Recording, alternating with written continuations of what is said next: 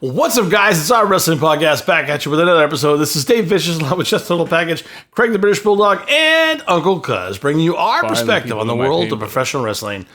No inside sources, no ties to the industry, just stories from the diehards, sharing opinions with you. Today's topic, who is a Karrion Kross? For audio fans, give us a listen on Apple, Spotify, and iHeartRadio. And for videos, check us out on YouTube at Our Wrestling Channel. And, look to your left for several other video options, Vanna White. Or you can check us out on Instagram at O.W.P. Maybe give us a follow. I don't know or care. No, or fuck off. There's Facebook out there if you're, ridiculous. Suck my dick. It's, Go on. Yeah, it's all good. This has been what we call a long time coming. Can I say something right now or off the bat? I don't mean to hijack this episode, Please. But Cuz hates Kross, and I don't know why Cuz is here, but go on. That's what I heard. I heard the same. I'm trying to do my best Karrion Kross AJ Styles impersonation right now. See if I can get it there. I'm doing my best. That hair. You're the Kross growing back his hair from the bald head. Yeah. Yes. That was a lot of work for him to get that. This is I want to do this for a while, and Cuz has been legitimately the biggest supporter of Karrion Kross. I have been very critical of not of him, because I've made myself very clear. But Cuz never went away from him. Cuz was always like, no, I'm telling you, because Cuz always paid attention to the social media stuff that Kross has done. Yeah. He spent his own money to fucking produce some of this stuff, which is super impressive.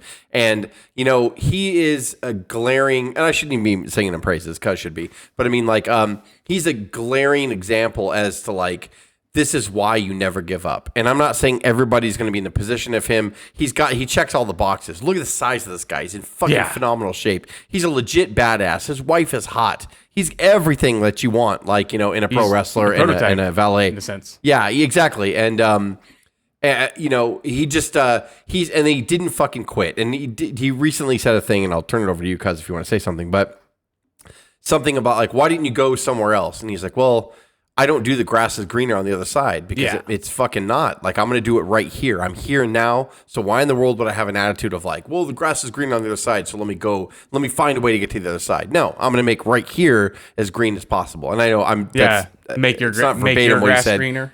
Yeah, it's not verbatim what he said, but it's kind of what he said. So he's right. And it doesn't work for everybody. It's not going to work for everybody. It just so happens that this guy, he's tuned in with what he's doing and he's working. And now he has got the attention of everybody. And Cuz, go ahead and talk about his merchandise selling out and shit. He's just done it. Yeah, right now, he's done an indie wrestler success on a major level, which I haven't seen this really in a long time. He did an indie tactic, which was go out and just do self-campaigning, and now a big promotion, who he was signed with, by the way, has been that works. Go ahead. Sorry. Yeah. Well, no, I was just gonna say I didn't see it getting to the point where at least not this quick from when it started blowing up as far as being the number one merch seller. That was crazy. I didn't even think about that side of it. I was just thinking more in terms of I see that he's telling the story and I'm interested because he's putting all the thought and details in it. And then just the original, when someone pointed out after his first few feuds when he came back, pointing out that how he was anyone he feuded with or bumped into, they kind of went down their dark path. They turned into a heel. So I was just intrigued by that. I was like, oh, I like that storyline. I like what they're doing there, and and it's way better than what we saw him come up to the main roster as, and before he got let go. So I was just glad to see him actually doing a more interesting story, something that obviously he is into doing too, because he's putting a lot of passion into it. It's paying off. His hard work is paying off, and we're seeing that. Yeah, and it didn't dawn on me till now, because that this is what indie wrestlers do all the time. Yeah, and he just basically, and it's like Omega and the Young Bucks and Cody. They kind of took that and kind of helped start AEW, but in a weird way, Kross has done it even further in the sense of he's like, well, I'm signed with them right now, and if I do good shit, that they might just take my videos and put them on their website. Yeah. And I'm getting paid. So he just kind of did where a lot of people would just sit in the back and not do anything and be mad. And I'm not saying that that's bad to do. Yeah. Because not everybody can do what Kross is doing. Yeah. He's just, when you see this unique guy doing what he did, where he didn't get a bone, he tried fucking put everything over that you gave him. Some worked, some didn't. And then he still is like, I'm not giving up. Like, I don't know how he can be denied at this point. I don't know how. And Triple H has been a fan, obviously. Obviously, Triple H likes him. Yeah. Like, he signed him in NXT and he brought him back. Like, and they put his videos up when he's still on Main Event. You know, I talked about before we went on the air that I didn't even know they were still doing that. Yep. And he's still doing that stuff. So, like, listen, like, good for him. I love organic wrestlers that get over organically. It's just the best. And there's no better feeling because you feel like he's yours. Like, you feel like he's part of you. Well, and he feels that way. I liked you. Yeah. If you see his mindset, like, that documentary was really good. But, like, just his mentality, like, that's another thing that makes him a good, pro wrestler is just the way he interacts with fans and like we should stream that documentary and watch it live. Yeah, it's a good documentary. We should do that. Actually, I've never seen that. I think we should do that live. Do it on Daily Motion. Well, actually, it's from his channel, so we probably wouldn't get banned. Daily Motion is no longer just killed it. That's what I'm saying. That's what I'm saying. We should just do it. I don't think we would get stricken from his because it's not on YouTube. Yeah, YouTube will find a way. No, I'm just kidding. But just his outlook on everything and. Like how he is kind of trying to, he's doing it for the fans. Like he's all, I know they pay the money, they work their 9-to-5 job and this is like their escapism. He's like, so I want to make sure I'm giving them the best and showing them the best, of what I can do. And it's for them. So like he's exactly what you want in a pro wrestler, even from like a personal outlook and the way he looks at things. Yeah. So, and the motherfucker snapped a bat with his arms. 3 bats now. He did 3 bats. 3 bats. I don't want to fuck with that guy. Yeah, I don't fuck exactly. Yeah, his arms and his legs, right? He like finds a way to cross them in, and And legitly, like the fun part is there was a video I think that we all talked about a couple weeks ago where he was benching, and she's like, "You do know," like his wife was like, "You do know he doesn't have like a tendon or whatever." Like he fucked up his left shoulder, which is probably what I did. But too. It's like, pretty impressive. Like you even see her, she lights up, she supports him, and she's like, "No, you do know." Like, and it's pretty fucking incredible that like. They both have found a way to work without it. Oh, well, there you go. I mean, Kevin Robert Kessler was born on July 19, 1985. Loser. Sorry, I'm sorry. Kessler? Kevin Robert No, right away. I'm like, loser. Dumb. I feel like, Jess, you just said all these great things about it. Apparently, he did a 23andMe, and he found he's Costa Rican, Puerto Rican, Italian, Greek, Scandinavian, Croatian, British, everything. Irish descent. I'm everything. Yeah. Hispanic. Yeah. By the way, if y'all do a 23andMe, you're going to find the same horse shit. Whatever. Yeah. That's cool. Way to go, Karrion. Way to let us know that you did a 23andMe. Kessler spent parts of his early life in New York and Toronto, Canada. His father, shut up, Ted Concepcion was a Puerto Rican amateur wrestler who later trained in jiu-jitsu. That's my dad. On July 24th, 2015, Kessler made his Global Force Wrestling debut at the GFW Amped taping as Killer Kross, losing to Bobby Roode. I know that guy. In the quarterfinal round of the GFW he's not glorious, Championship you know what tournament. Yeah, he's just in the back now. It's not a big deal. Nobody cares. He's doing great shit back there. But Mr. Rude. Between 2015 and 2016, Kevin Kross worked multiple dark matches for Lucha Underground, and on December 14, 2015, Kross made his debut for the promotion, defeating Vinny Massaro in a dark match. So real quick, go ahead, please. That's when I first heard about him was on Lucha, and Underground, and because I would see all kinds of clips on like Lucha Underground was super. The more time passes, the more I'm like, man, that was really fucking revolutionary. Like it was Lucha Underground thing, and there was a lot of people that you saw on there. I mean, Chelsea Green took on Penta, right, in that promotion, and Io Sky did too. Yeah, there was a lot of really. They still talk about those matches. Well, they had heavy soap operas. They had a fucking vampire character, and like they had all these like really. It was really like Hispanic soap opera, like that you would see back in the day with the heavy fucking music and the dark lights with the one spotlight, and like they would do all kinds of scenes, and like it was really revolutionary. I think Conan was a part of it, so was Vampiro, right? Or was it just Vampiro? I don't remember. Vampiro, Matt Striker. Right? It was not Conan, right? Was it Conan? Or I don't know. I don't remember if Conan was like. I don't remember either. I could be wrong, but it was Vampiro for sure. And like there was a lot. Swerve was on there for a while Swerve. too. Like there's he was under a mask, I think, right? Ricochet was King Puma or Prince Puma. Yes, like there was so many like different. Sounds like WWE just took them all away. Yeah. Well, there was so many Cobb great was on stuff, there? and it's like.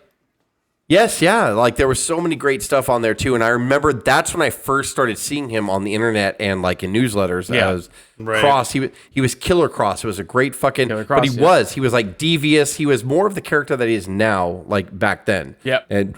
And so he deviated away from that when he went later. Dave will read on, but this is almost like a revisiting of like what he always wanted to be. I feel like this is the reference to the Matrix for some reason, but on July 11, 2018, Kross returned with a new character called the White Rabbit.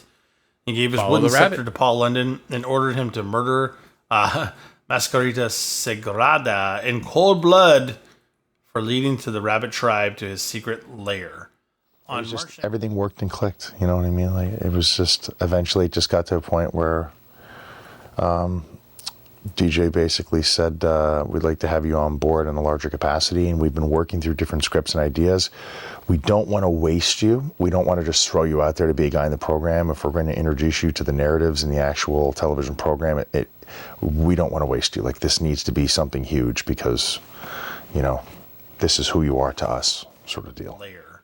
On March 19th of 2017, as Kevin Kross, he made his AAA debut as Rey de Reyes, helping Johnny Mundo win the AAA Mega Championship, AAA Latin American Championship, and the AAA World Cruiserweight Championship. The guy was just hitting it all across the boards.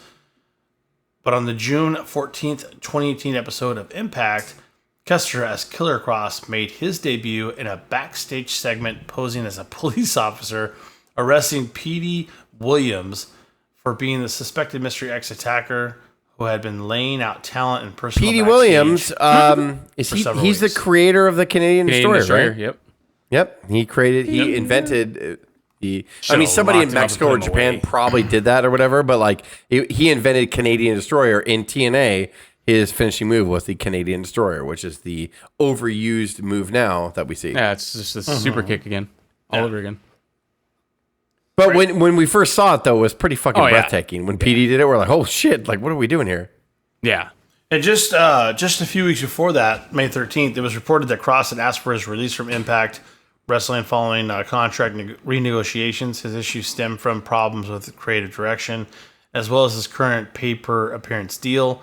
He was not released at that time, but at Slammiversary, 17, if I'm reading that right. Kross was, I don't mean to interrupt you, Kross was in TNA at the time after Dixie.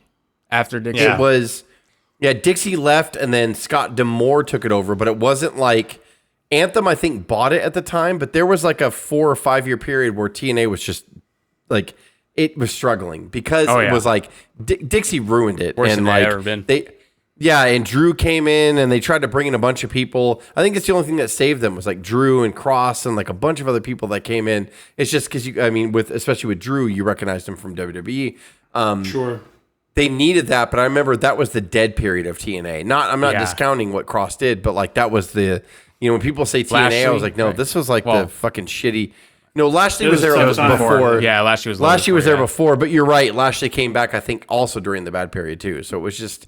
This was after Hogan and Bischoff cleaned the bones off. Lashley was like the bright period of a tough time in TNA.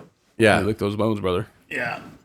Brother. I love bones, Jack. On July 7th, Kross lost a first blood match to Eddie Edwards, where he reportedly refused to do a blade job and they used fake blood instead.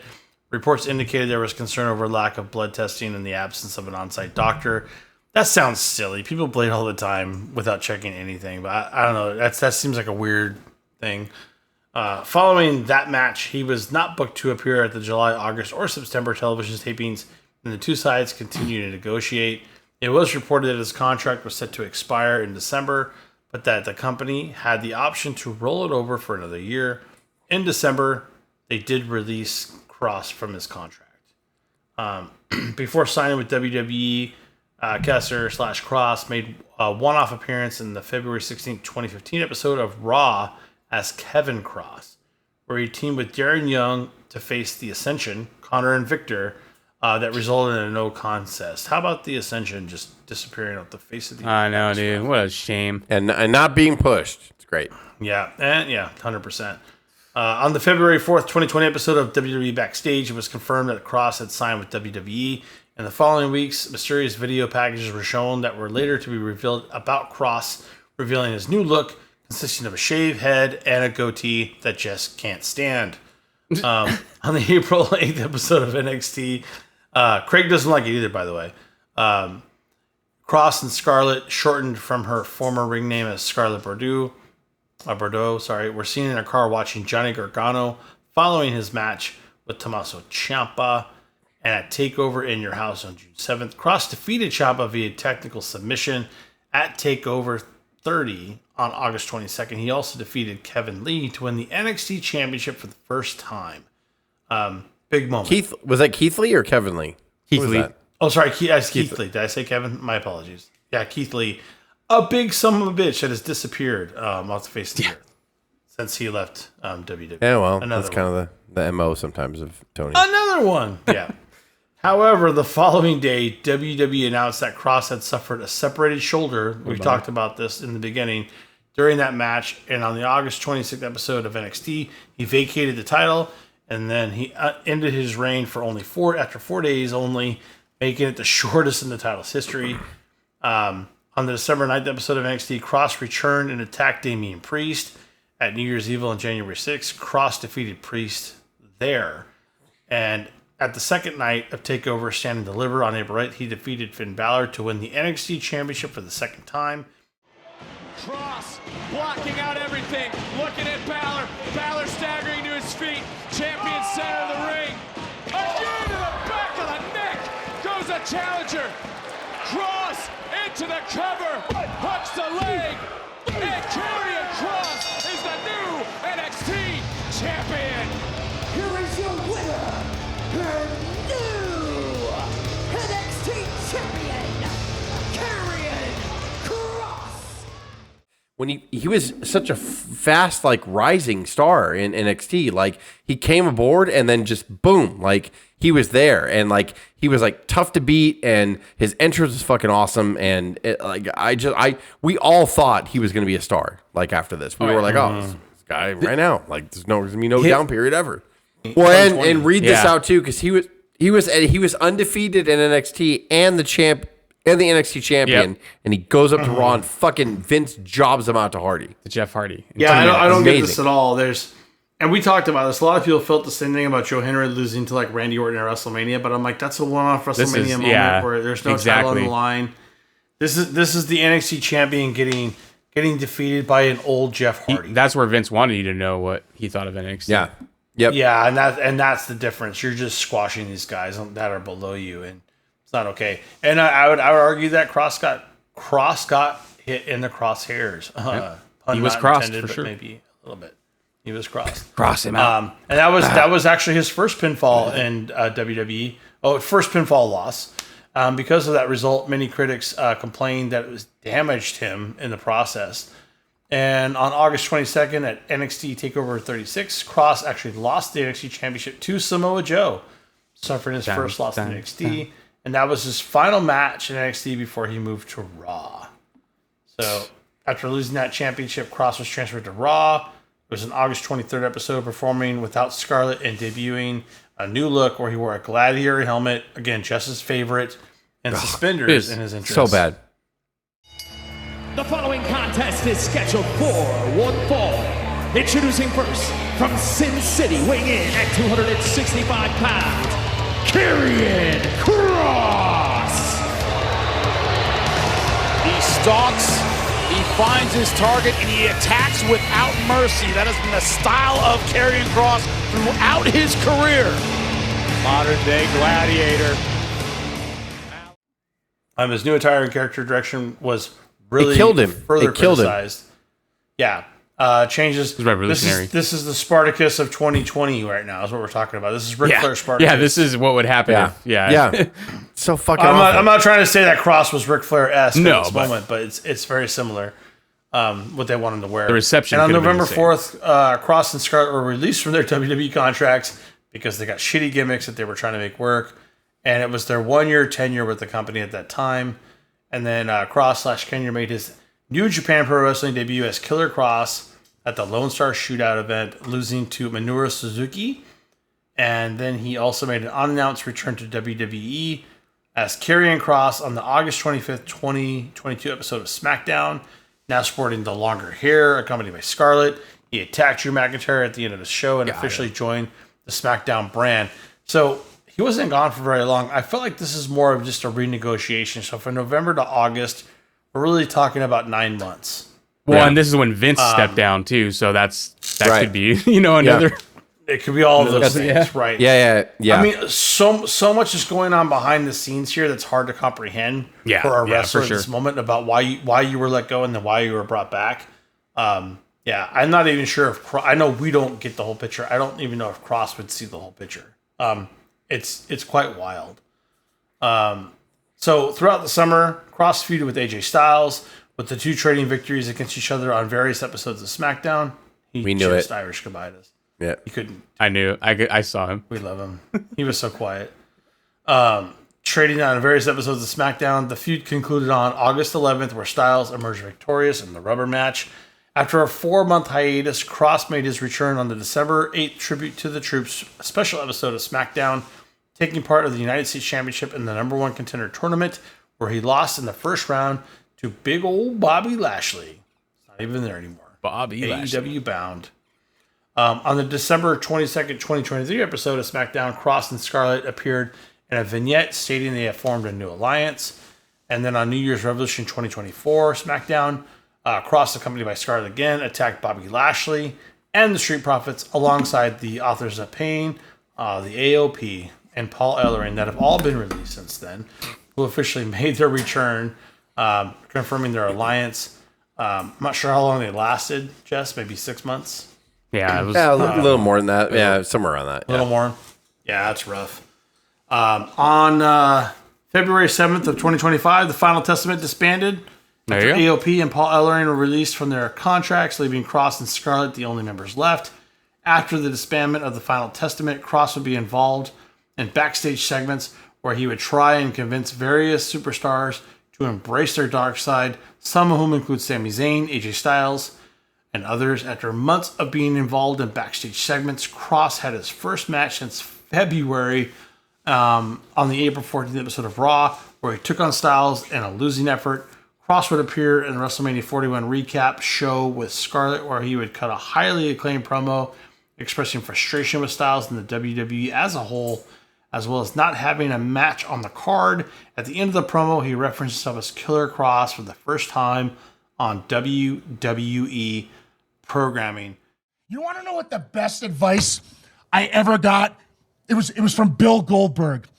2021, back when I was in the Twilight Zone, you know what I mean? I'm wrestling for gasoline. It was awesome. Let me tell you all about it. Bill goes, hey, Kross, you know what? You remind me a lot of me. I go, I think we have different styles, Bill, but I really appreciate that. Do you have any advice for me? He goes, you know what? You just got to be a good soldier. A good soldier is what he said. So I decided to be a good soldier. You know what happened? They released me. And then I come back. You know what being a good soldier gets you, everybody here? Just so in case you're wondering, you want the back scoop here. Being a good soldier gets your times cut. Being a good soldier means that people come up to you and say, hey, you got any great ideas? Yeah, here it is from Scarlett. No. That's a little too great. We're looking just for good ideas. That's for those guys over there. That's what being a good soldier is, okay? Being a good soldier is coming to your hometown where you cut your teeth, where you got started, and not being on the card. It's all about viral moments now. That's what it's all about, viral moments. Well, Guy, everybody's been telling me that I got to become undeniable. And as soon as it happens, they ignore it and they shut it down. I never asked to wrestle Randy. I never asked. That happened organically, and you ignored it for a viral moment. And good on Joe. Nothing against him. But you ignored it. And the crowd told you exactly how they felt about me on SmackDown when I was eliminated. And you ignored it. Become undeniable. My ass.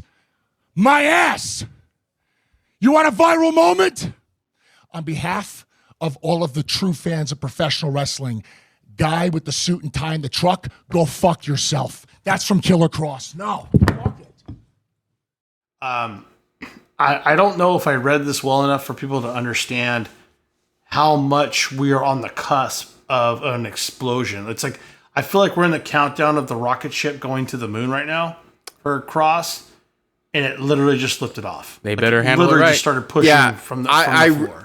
I really hope that Triple H is like Better handles it understanding right. everything. Like, Yep. yeah, the pop that he's been getting, to Cuz's point, is like, okay, like you calm down. Like, you know what I mean? Like, you have to fucking, okay, what do we have here? What's going on? Like, you know, it's like Austin. When I'm not saying that he's going to be as big as Austin, but it's like Austin.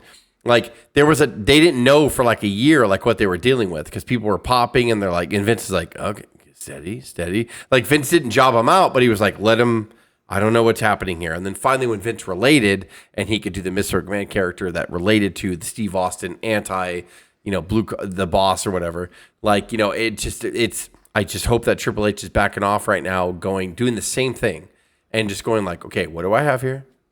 Calm down for a minute. I'm not going to rush the thing or whatever, because like there's a big groundswell. Oh, yeah. And Cuz was talking about, they're selling his that's selling out. His merchandise is selling the fuck out. Like, that's crazy. Like, that's awesome. And then every time they've been doing, the show Main Event or whatever, like he'll do his entrance, he'll come out and wrestle, and the place goes crazy. Like, so pop for him, he is getting like super pop. So we'll see. And then this last week, we just saw him on. We're recording this on what are we doing? May 30th. Yeah, May 30th. And yeah, he did a backstage, and the backstage you can hear the crowd pop on the outside on Raw. and so it's happening. So we talked about this before. We could agree or disagree about what storylines are working right now or whatever, but what I have faith in, and what I really do have faith in, is the WWE machine. And I really just fucking hope that they can catch this guy and like get him where he needs to be, because like we said at the beginning, he checks all the fucking boxes. Yeah, he does. Yeah. No, he's everything 100%. you could want in a pro wrestler. So, and his Looking wife forward. should be my wife, but I'm not as tough as him, so All I'm right, not going to Karrion, win that battle. are we- so it's I'll fine. tell you where he lives. I mean, are we at the moment that he should join a faction, or is he at the moment where he should top? No, he should. If he does, he should lead the faction. If he's going to do a faction, he should be lead leading it. a faction. Like, yeah. I hope he's been. Again, I'm not going to steal Cuz's thunder. Like, Cuz has been the supporter, but at the same time, this is He the has type of people advocated that. for Cross in the beginning. Yeah, 100%. This is the type of people that you want to see get over, because they teach the foundation, they teach the federation, they teach the powers that be, whatever you want to call them. They teach them that, like, no, like, there's a way to groundswell and then get up. And, again, you look at Austin. Like, Austin was this natural groundswell that happened, and people started liking him, like, from what he did at King of the Ring, and it went on from there. And even if you go back and look as far as Hogan, like, Hogan, when he came from the AWA, he was getting a groundswell. He was in the Rocky movie, and he went to AWA, and he got a groundswell there, and then Vern didn't know what to do with him, so Vince brought him over, and Vince is like, I know what to do with you. It all starts from groundswell. It's not like this, you know what I mean? Like, a lot of people just think somebody comes out of nowhere. Goldberg is rare. Yeah, it'd be cool. It would be cool to see Cross to come on those levels of Goldberg. And Hogan. That would be Goldberg's pretty cool. rare, but when you get someone that's organic, like, it's like, dude, just fucking. Like, that's rare. That's super rare. It's only a matter of time, I think. At this point, he just approached the face with 100-foot wave. He's gonna fucking ride that thing on a surfboard all the way through it. And one He's person gonna he hit the could biggest be, wave imaginable. one person he could possibly rise up that wave as with another face by his side would maybe Austin Theory, because he posted a picture the other day with him and Austin Theory. I think there's so much untapped potential in Austin Theory. I'm fucking telling you. Yeah, they put a picture of both of them together, shaking their hands, and they're like making like they're yelling at each other and shit. Yeah, it's fucking great. They look like What if Cross Double Cross is his teammate, from Down Under, takes care of him, and because he's been screwing Austin Theory over forever, So what? Maybe if that's the reverse now. He gets heels to go face, like that's how he did it. Cross is like, this guy's burying you. He's a piece of garbage. I don't know where he goes from there, but like Austin Theory comes back up to a whole nother level. But there needs to be a faction, or he comes together and says, you guys need to figure this out because you're with me now. Figure it out, and he binds them back together, which also I wouldn't mind that. Yeah, that'd be awesome. Yeah. That would be cool. good stuff. So we leave it like this. Who is he? Like, we'll find out, right? Like, we've heard his background, we heard everything else, the way he came up, and he's just he's blazed his own path, and we're gonna find out really soon. I hope. We're gonna find out the killer now. I told Cuz all along. He told us all along. It was me all along, Austin. It was me, Austin. It was me.